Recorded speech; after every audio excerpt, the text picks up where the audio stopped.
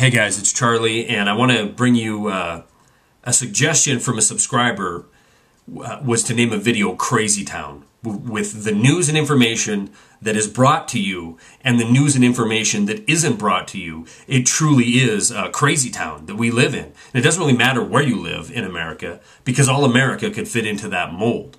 You know, the news you're going to get has nothing to do, more than likely, with the town you're living in.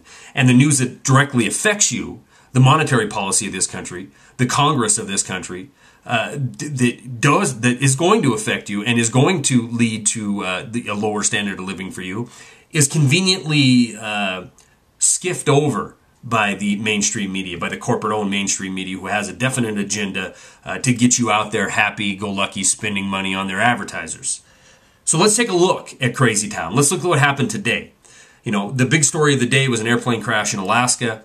Unfortunately, people died in that crash. It was beat to death, literally non-stop coverage by the alphabet cable channels. Okay, so you knew everything you ever wanted to know about flying a de Havilland Otter in Alaska, and you knew everything you ever wanted to know about former Governor Stevens of Alaska. You know, I'm not trying to be disrespectful to anybody that was hurt or the survivors of that crash, but is it a national news story that needs to be run for hours after hours after hours, relentlessly on multiple networks? It goes to the point, one more time, that mainstream media gathers its news from very few sources. There's a very few people controlling the information that goes out, and then all these outlets repeat and regurgitate the same stuff over and over and over again. So what was left out of the news? What was important that happened today that might have just got a little skipping over in the headlines? How about the Federal Reserve met today, and these Ivy League juggernauts, these power hitters, the A-team, you know, the varsity, who are sitting around trying to figure out how to fix this economy, their answer so far is to spend in the neighborhood of we don't even know how many trillions of dollars to bail out their Wall Street friends and to buy up privately owned businesses and call that prosperity. You know, more of a case of extend and pretend. They get together today and say, oh, guess what? You know what? The recovery is stalling out. It's not going quite as good as we thought. And that's a brilliant assessment. I mean, there's been people saying that since the get-go. You can't create prosperity by borrowing money and hiring people to dig holes and fill it back in. But that doesn't change a thing. They're going to do what they want to do. At the end of the day, you know, the money is going to filter up to the right people. It's going to be the very elite 1%. These oligarch Kabbalah bankers who are going to get this money, enrich themselves, and leave you with the bill.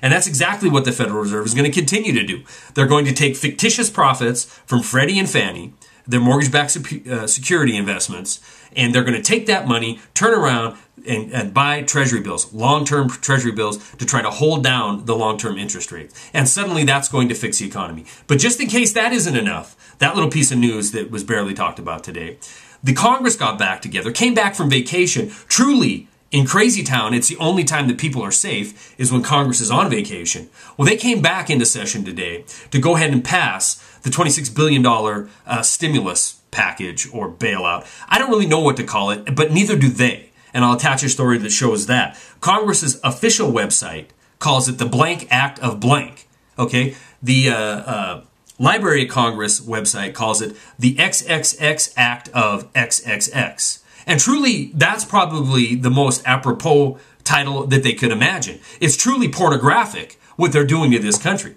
It's truly a raping of the American electorate that's happening here.